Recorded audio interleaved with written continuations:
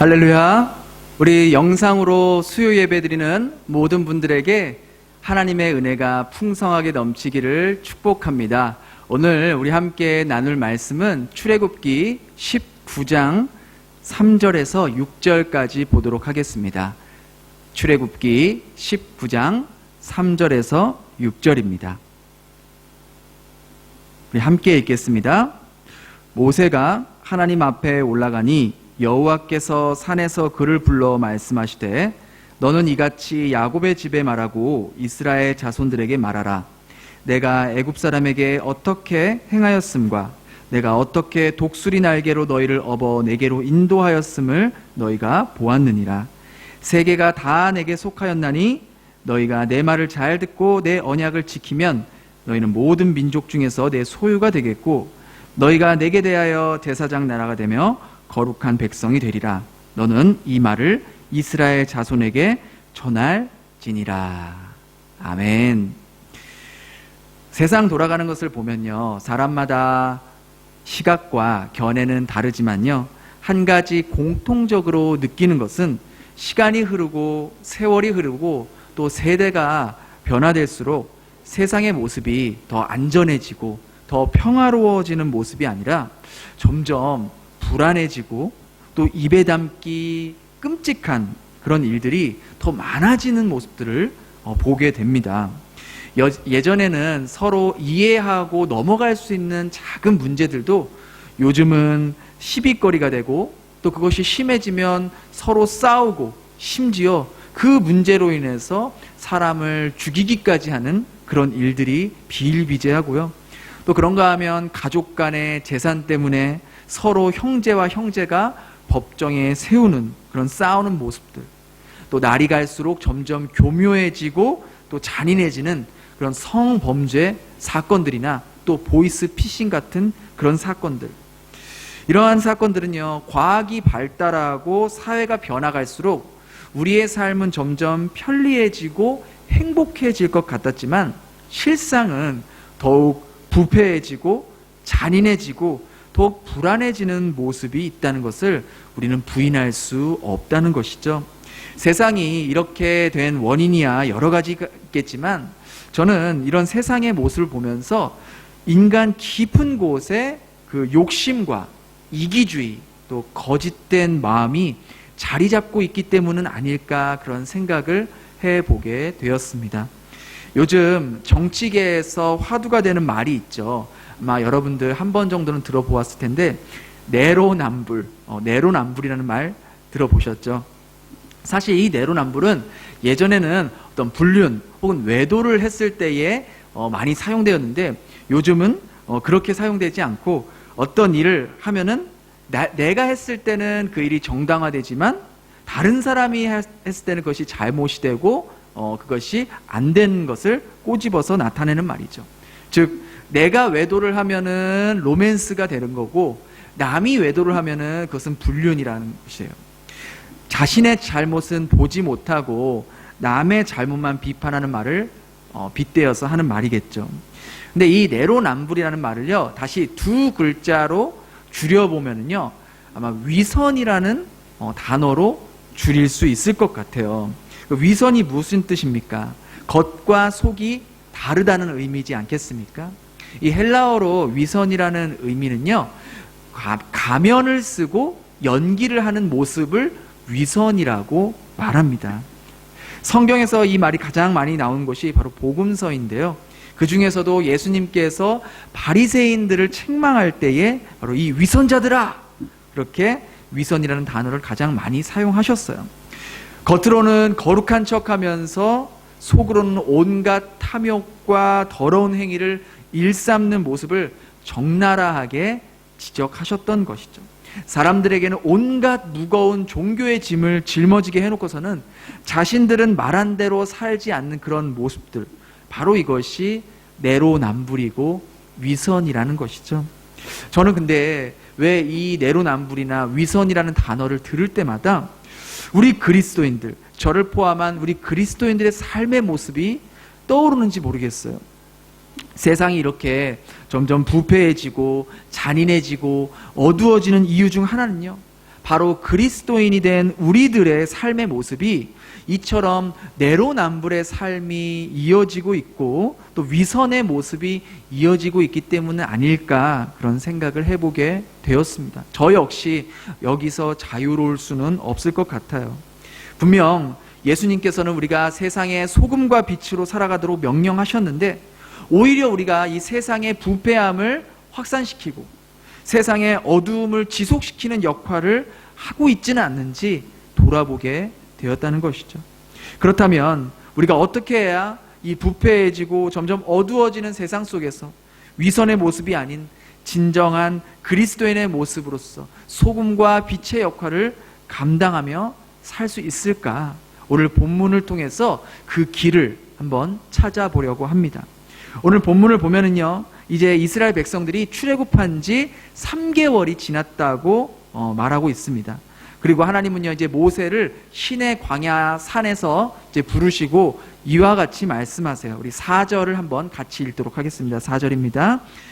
내가 애굽 사람에게 어떻게 행하였음과 내가 어떻게 독수리 날개로 너희를 업어 내게로 인도하였음을 너희가 보았느니라. 하나님은 그동안 이스라엘 백성들을 애굽에서 어떻게 구원하셨고 지금까지 어떻게 인도하셨는지 너희가 두 눈으로 똑똑히 보았다. 그러면서 하나님은 독수리 날개로 너희를 업어 이곳까지 인도해 왔다라고 말씀하시는 것이죠. 무슨 말입니까? 즉 그들의 힘과 그들의 능력이 아니라 전적인 하나님의 능력과 하나님의 인도하심으로 그들이 이곳까지 왔다는 것을 상기시키는 것이죠. 그러면서 하나님은요, 이스라엘 백성들과 아주 중요한 언약을 맺게 되는데요, 그것이 바로 5절, 6절입니다. 우리 5절, 6절 같이 읽겠습니다. 시작. 세계가 다 내게 속하였으니 너희가 내 말을 잘 듣고 내 언약을 지키면 너희는 모든 민족 중에서 내 소유가 되겠고 너희가 내게 대하여 제사장 나라가 되며 거룩한 백성이 되리라. 이 말씀, 이 구절은요, 출애굽기에서 가장 중요한 핵심 구절이라고 해도 과언이 아니고요, 성경 66권 전체를 통틀어서 하나님께서 인간을 구원하신 분명한 목적과 이유를 기록한 굉장히 중요한 구절이라고도 볼 수 있다는 것이죠. 그리고 이 언약을 이스라엘 자손들 대대로 전하게 하라고 말씀하셨는데, 이 말은요, 하나님의 언약의 말씀이 그 당시 출애굽 당시에 그 세대에서 끝나는 것이 아니라 자손 대대로 이 언약의 말씀이 효력이 있다라는 것을 나타내는 의미입니다. 하나님께서 분명 하나님의 자녀들을 제사장 나라가 되게 하시며 거룩한 백성이 되게 하실 거라고 말씀하셨던 것이죠. 이 약속이 얼마나 놀라운 약속인지 아십니까? 노예 신분이었던 이스라엘을 제사장 나라가 되게 하신다는 약속이에요. 그 당시 제사장은 사회적으로도 굉장히 지위가 높은 그러한 직책이었습니다.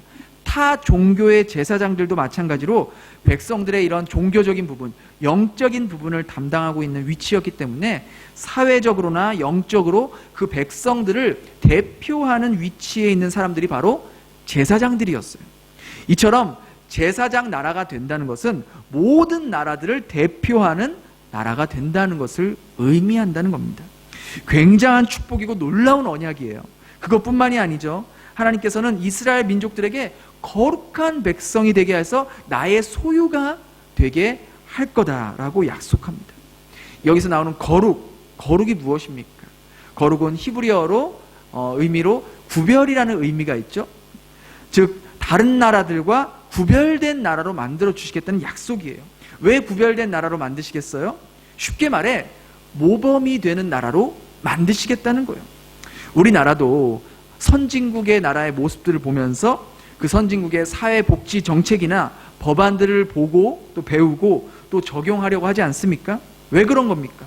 선진국 나라의 사람들을 보면은요, 대체적으로 자신의 삶의 만족도가 높고 행복지수가 높잖아요.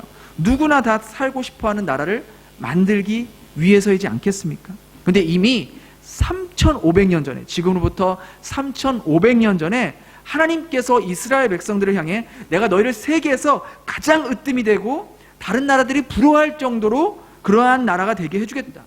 모든 사람들이 삶의 만족을 느끼면서 요즘 말로 말하면 모든 사람들이 이민 오고 싶어하는 그런 나라로 내가 만들어주겠다라고 약속하셨던 것이죠. 그런데 그런 나라가 되기 위해서는 전제 조건이 있는데 그것이 바로 5절에 기록되어 있잖아요. 우리 5절을 다시 한번 볼게요. 세계가 다 내게 속하였나니 너희가 내 말을 잘 듣고 내 언약을 지키면 너희는 모든 민족 중에서 내 소유가 되겠고. 이것을 새 번역 성경으로 보니까 좀 더 그 의미가 더 가까이 오는데요. 제가 한번 읽어드릴게요. 너희가 내게 온전히 순종하고 내 언약을 지키면 너희는 모든 민족들 가운데 특별한 내 보물이 될 것이다. 하나님의 말씀에 온전히 순종하고 지키며 살아갈 때 비로소 모든 나라 가운데 모범이 되고 으뜸이 되는 특별한 보물이 되게 해주신다고 약속하셨던 거예요. 하나님의 말씀에 순종하며 살아간다는 것은 하나님의 말씀이 삶의 방향을 알 수 없는 이 광야 같은 인생 가운데 나침반 역할을 하고 한 치 앞도 알 수 없는 삶 가운데 지도의 역할을 한다고 믿는 것과 같은 의미라는 것이죠. 그러지 않고서는 하나님의 말씀을 순종할 수도 없고 지킬 수도 없는 것입니다. 하나님의 말씀을 따라 사는 것이 내 삶을 지켜줄 수 있는 가장 안전한 방법이라고 굳게 믿을 때만이 우리는 비로소 하나님의 말씀에 순종하며 그 말씀을 지키며 살아가게 된다는 것이죠. 아까 말씀드린 대로 우리들이 세상의 소금과 빛이 되지 못한 이유 역시 여기서 찾을 수 있는 것 같아요. 우리가 세상의 소금과 빛의 역할을 감당하지 못하는 이유는 다름 아닌 우리가 하나님의 말씀대로 살고 있지 않기 때문에 세상의 부패를 더 부추기고 세상의 어두운 모습들이 더더욱 많이 생겨나는 것들이죠. 즉 제사장 나라답게 살지 못하고 거룩함을 잃어버린 채 세상에 물들어 살고 있기 때문에 세상의 지탄을 더욱 받게 될 수밖에 없다는 것입니다. 그러면 어떻게 해야 우리가 다시금 이 제사장 나라의 모습을 되찾고 거룩한 백성으로서 살아갈 수 있을까요? 먼저는 죄를 멀리 하는 것입니다. 이 거룩이라는 단어는 아까도 말씀드린 대로 구별이라는 그런 의미가 있지 않습니까? 이것은 즉 죄로부터 구별된다는 의미예요. 하나님은요 거룩하신 분이기에 그분의 백성이 되기 위해서는 우리가 죄로부터 구별된 모습이 반드시 필요하다는 것입니다. 우리가 죄라고 하면 보통 어떤 살인, 폭행, 강간, 사기 이러한 어떤 눈에 보이는 것들, 어떤 강력 범죄들을 생각할 때가 많은데요. 사실 우리가 일상에서 무의식적으로 하는 행동들이 죄일 경우가 너무나도 많다는 것입니다. 죄란 단순히 눈에 보여지는 어떤 이런 살인이나 강간, 어떤 사기 이러한 것들만 죄가 아니라 눈에 보이지 않는 죄들이 더욱더 심각한 죄이고 우리의 영혼을 더욱 망가뜨릴 수 있는 죄임을 우리가 기억해야 한다는 것이죠. 사실 우리는요 일상에서 무의식적으로 행동하는 것들 중에서 죄의 모습들이 띄는 것들이 너무나도 많아요. 특별히 우리는 이 생각의 영역에서 죄를 짓는 경우가 대다수입니다. 쉽게 말해 다른 사람들을 평가하고 정죄하고 판단하는 모습들. 그런가 하면 요즘 날씨도 많이 덥잖아요. 그런데다가 아이들까지 집에 같이 있다 보니까 이 아이들은 자꾸 엄마랑 놀아달라 그러지. 엄마는 진짜 집에서 아무것도 못하고 있지. 그러니까 엄마도 힘들고 자녀들도 답답하다 보니까 서로 쉽게 짜증내고 화를 내는 모습들을 우리가 볼 수 있게 된다는 것이죠. 그런가 하면 내가 아무런 생각 없이 내뱉은 말로 인해서 상대방이 상처를 받거나 혹은 수치심을 느끼는 때도 있다는 거예요. 또한 하루를 살아가면서 어떤 일을 만났을 때에 정직하지 못하고 솔직하게 말하지 못한 그러한 모습들 혹은 손해를 피하기 위해 나도 모르게 거짓말이 튀어나오는 그런 모습들 이처럼 무의식적으로 행동한 우리의 모습들 중에서 죄된 모습들이 나올 수 있다는 것이죠. 우리는 이렇게 일상에서 할 수 있는 죄된 모습들을 피하기 위해 늘 기도하고 늘 죄의 유혹을 선택하려고 하는 우리의 본성을 부단히 경계해야 한다는 것입니다. 우리가 구원받은 하나님의 자녀이지만 여전히 이 육신의 몸을 입고 살아가고, 또 세상은 눈에 보이게 좋은 것들, 내 육신의 쾌락을 채우기 위해 그러한 만족시키는 것들로 끊임없이 우리들을 유혹하잖아요. 심지어 우리가 늘 항상 이렇게 손에서 떨어지지 않는 이 핸드폰, 유튜브 이런 것만 열어봐도 우리가 보지 말아야 할 것들이 얼마나 수두룩하게 올라와 있는지 몰라요. 저도 뭐 설교 자료 하나 찾아보려고 하고 인터넷 영상 자료 하나 찾아보려고 하면요, 그 옆에 뭐 그래도 이렇게 관련 없는 영상들이 줄줄이 붙어 있는지, 그 중에는 음란물도 버젓이 이렇게 올라와 있고요, 또 우리의 시간과 마음을 빼앗는 그러한 영상들이 얼마나 많은지 몰라요. 이렇게 쉽게 우리의 마음이 죄로 물들기 쉬운 이 세상 속에서 죄를 멀리하고 죄가 우리의 마음에 들어오는 것을 단호히 막을 필요가 있다라는 것이죠. 그렇게 할 때만이 우리는 하나님의 거룩한 백성의 모습으로 살아갈 수 있고, 또 하나님의 약속이 내 삶에 이루어지는 것을 경험할 수가 있다라는 것이에요. 그리고 이처럼 죄를 멀리하는 것을 지속적으로 우리가 유지하기 위해서는 반드시 훈련이라는 것이 필요합니다. 훈련이란 똑같은 것을 지속적으로 반복해서 하는 행동을 훈련이라는 거예요.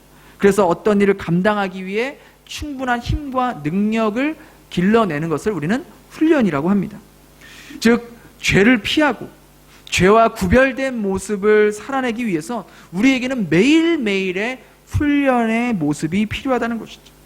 훈련이 많이 된 사람일수록요, 그 분야에서 능숙하게 일을 처리하고 대처할 수가 있다는 것이죠. 우리 남자분들은 대부분 이제 군대를 갔다 오잖아요. 군대 생활 중에서 가장 많이 하는 게 뭐냐면 바로 이 훈련이에요. 이 훈련이 얼마나 많은지 몰라요. 뭐 전투태세 훈련, 5분 대기조 훈련, 뭐 유격 훈련, 정말 이런 훈련들이 많은데, 이 훈련을 할 때에 이제 병장들이나 선임병들은 이 훈련을 많이 해봤기 때문에 딱 어떤 이제 비상사태가 떨어져서 바로 훈련에 들어가게 되면은 탁탁탁탁 자기가 뭘 해야 되는지 알고 바로바로 대처를 하는데, 이제 막 자대에 들어온 뭐 이등병들은 아직 이런 훈련에 익숙하지 않기 때문에 뭐부터 챙겨야 할지, 뭘부터 해야 하는지 우왕좌왕하는 경우가 많다는 것이죠. 이처럼 우리의 일상에서도요, 죄된 모습들을 멀리하고 거룩한 하나님의 백성으로 살아내기 위해서는 바로 이런 영적인 훈련이 반드시 수반돼야 한다는 것입니다. 이런 훈련 없이는요, 죄가 우리를 유혹을 해도 그게 죄인지를 구별할 수가 없는 거예요. 구별해낼 수 있는 능력이 없는 거예요. 또 쉽게 자신의 육신의 마음에 따라 죄를 선택하거나 유혹을 붙잡는 경우가 많다라는 것이죠. 영적인 훈련은요, 영적인 근육을 만들어냅니다. 우리가 운동을 하면 근육이 생기지 않습니까?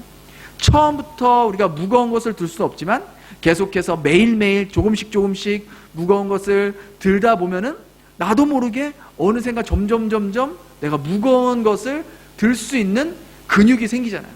이와 같이 우리가 날마다 영적인 훈련을 하게 되면은요, 우리의 영혼에는 이 영혼의 근육이 붙게 됩니다. 그래서 이 영혼의 근육은 날마다 자라고 튼튼해져서 죄의 유혹이 올 때마다, 삶의 고통이 올 때마다 우리가 거룩한 삶의 모습을 선택할 수 있도록 도와주는 영적인 힘이, 영적인 근력이 된다는 것이죠. 그러하기 위해서 반드시 우리에게는 영적인 훈련이 필요하다는 거예요. 우리가 하나님의 말씀에 순종하기 위해서도 이 훈련이 필요한 겁니다. 우리가 하나님을 믿는다고, 하나님의 자녀가 된다고 해서 하나님의 말씀에 한 번에 순종하는 사람이 되지는 않는다는 것을 우리 스스로 너무나 잘 알고 있잖아요. 그러하기에 날마다 내 삶을 하나님의 말씀에 순종하게 하는 훈련과 연습이 필요하다는 것이죠. 마치 그 야생마에 재갈을 물려서 주인이 원하는 방향으로 달려가듯이 우리의 영혼의 재갈을 물려서 하나님께서 원하시는 말과 행동을 하게끔 만드는 것이죠. 이 훈련에는요, 여러 가지 훈련이 있겠죠. 매일매일 하나님의 말씀을 읽고 묵상하는 묵상의 훈련, 또 그런가 하면 날마다 내 자아를 십자가에 못 박고 하나님의 뜻대로 살겠다고 다짐하고 결심하는 기도의 훈련, 또 주님의 말씀을 더 깊이 배우고 그 의미가 무엇인지 깨닫는 배움의 훈련, 또 배운 말씀을 내 삶의 작은 것부터 순종하며 실천해보는 적용의 훈련, 다양한 훈련들이 있다는 거예요. 우리가 이러한 훈련들을 게을리하지 않을 때 비로소 하나님께서 원하시는 삶, 거룩한 삶, 구별된 삶, 죄를 멀리하며 유혹을 선택하지 않고 주님이 기뻐하시는 것을 선택하며 살 수 있는 영적인 근력이 생기게 된다는 겁니다. 그러나 훈련의 과정은 결코 쉽지 않아요. 즐겁거나 달콤하지도 않아요. 오히려 너무 많은 경우 포기하고 싶고 건너뛰고 싶은 그런 마음이 솔직한 우리의 심정이잖아요. 운동선수들이나 음악 연주가들을 보세요. 그들이 뛰어난 운동 실력이나 아름다운 연주를 할 수 있기까지 그들의 피나는 훈련과 연습, 남들이 잘 때 훈련하고 연습하고 손가락이 부르트고 굳은 살이 몇 벌이나 까지고 찢어지고 또 새 살이 나는 그러한 과정을 겪으면서 연습에 연습, 훈련에 훈련을 계속해서 반복하고 있는 거예요. 그들도 마음속으로는 오늘 하루는 쉬고 싶다. 오늘 하루는 좀 연습을 좀 간단하게 하고 싶다. 이런 마음의 유혹이 왜 안 들겠습니까? 그러나 그러한 유혹을 뿌리치고 강한 훈련들과 피나는 그런 과정 겪은 후에 비로소 그들이 무대에서 멋진 경기를 펼칠 수 있고 아름다운 연주를 할 수 있는 것처럼 우리 그리스도인들도 때로는 말씀을 읽고 싶지 않지만 말씀을 읽는 자리에 앉게 하는 그런 훈련이 필요하고, 하루 정도는 기도하지 않고 그냥 패스하고 싶은 그런 마음이 들 때도 내 자아를 죽이고 기도의 손을 모아야 하고, 오늘만큼은 정말 성경 공부하러 가기 싫다, 그냥 집에서 쉬고 싶다, 그런 유혹이 강하게 들 때마다, 그럴 때에도 주님의 말씀을 배우는 자리로 나아가는, 내 마음을 복종시키는 것, 또한 내 돈이 소중하고 내 시간이 소중하고 그런 것을 알지만 이 모든 것이 하나님께로부터 왔음을 인정하면서 나의 물질과 나의 시간과 나의 감정을 다른 사람들과 나누라는 주님의 말씀에 순종하는 훈련, 이 모든 훈련들이 내 삶을 거룩하게 유지하며 구별되게 살아갈 수 있도록 이끌어주는 힘이 되어준다는 것이죠. 너무나 단순한 질문 하나 해볼게요. 두 군대가 있습니다. 두 군대가 있는데 한 군대는 매일매일 정말 빡센, 우리 흔히 말하는 정말 엄청난 양과 그 빡센 훈련을 하는 부대가 있어요. 정말 죽을 것 같아요. 정말 내일이라도 전쟁이 일어날 것처럼 그렇게 훈련하는 군대가 있습니다. 그리고 한 군대는 그저 하루의 일과 가운데 한두 시간만 그냥 훈련하고 나머지는 그냥 자기가 하고 싶은 것을 하는 그런 군대가 있어요. 부대가 있어요. 이 두 부대 중에 어느 부대가 전시 상황에, 위급한 상황에, 나라를 위해, 국민을 위해 싸울 수 있겠습니까? 물어보나 마나죠. 평화로울 때는요, 이 두 부대 모두 비슷하게 보여요. 아니, 오히려 평범하게 훈련하는 군대가 정말 빡세고 힘들게 훈련하는 군대를 보면서 조롱할지도 몰라요. 쟤네들은 뭘 저렇게 빡세게 훈련하냐? 이렇게 평화로운 시기에 전쟁도 안 나는데 미련한 애들 같아, 바보 같아. 근데 정말 그럴까요? 이런 조용한 평화가 계속 유지된다는 보장이 있습니까? 우리의 인생도 마찬가지 아닐까요? 내 삶 가운데 아무런 문제가 없을 때는요, 영적인 훈련을 빡세게 하나, 그저 설렁설렁 하나, 사실 아무런 차이가 없어요. 아니, 오히려 힘든 훈련을 하는 사람들을 보면서 너무 종교적인 것 같아, 너무 종교에 빠진 것 같아, 너무 삶을 즐길 줄 몰라, 좀 미련해 보여, 이런 이야기를 할지 몰라도 이 영적인 훈련의 힘이 언제 발생합니까? 언제 발휘됩니까? 언제 우리의 영적 근력이 작용되게 됩니까? 바로 내 삶에 전쟁 같은 일이 일어날 때, 내 삶에 위급하고 다급한 문제가 생길 때에 한 번도 경험하지 못한 일들이 내 삶을 덮칠 때, 바로 그때 그동안 우리가 힘들게 해왔던 이 훈련의 힘이 작용된다는 거예요. 평소에는 힘들고 하기 싫을 때도 있었지만 그런 자아를 누르고 훈련의 자리를 지킨 사람들은요, 우리 삶에 폭풍이 오고 홍수가 몰아쳐도요, 흔들리지 않고 무너지지 않습니다. 그러나 무슨 일이 일어나겠어? 그러면서 훈련을 게을리하고 영적인 훈련의 자리를 피하며 자기의 마음에 가는 대로만 살아갔던 사람은요, 자신의 삶을 흔들어 놓는 문제 앞에서 속수무책으로 자신의 마음과 자신의 멘탈이 무너지는 것을 경험하게 될 것입니다. 거룩함을 지키며 살아간다는 것은요, 그저 신앙생활을 오래 했거나 교회를 수십 년 다닌다고 저절로 이루어지는 것이 결코 아니라는 것이죠. 마치 신데렐라가 왕자의 프로포즈를 받고 이제 궁정에서 공주의 모습으로 살고 있지 않습니까? 그녀는 그때부터 이제 궁정에서 말하는 법, 궁정에서 식사하는 법, 궁정에서 해야 하는 궁정 예절들을 끊임없이 배우고 훈련해야지만이 이 궁정에서 공주 대접을 받을 수 있는 거예요. 이와 같이 우리 역시 하나님의 프로포즈로, 하나님의 선택적인 은혜로 하나님의 자녀가 되었지만 하나님의 자녀답게 살아가는 삶의 모습을 배우고 훈련할 때만이 비로소 진정한 하나님의 자녀로서 인정받으며 살아가게 된다라는 것이죠. 주님은 분명히 약속하셨어요. 너희가 내게 온전히 순종하고 내 언약을 지키면 너희는 모든 백성 중에서 제사장 나라가 되고 또 특별한 내 보물이 될 것이다. 이 약속을 1500년이 지난 사도 베드로도 동일하게 말하고 있어요. 베드로전서 2장 9절에 보니까 너희는 하나님께서 택한 족속이다. 왕같은 제사장이다. 너희는 거룩한 나라요 그의 소유가 된 백성이다.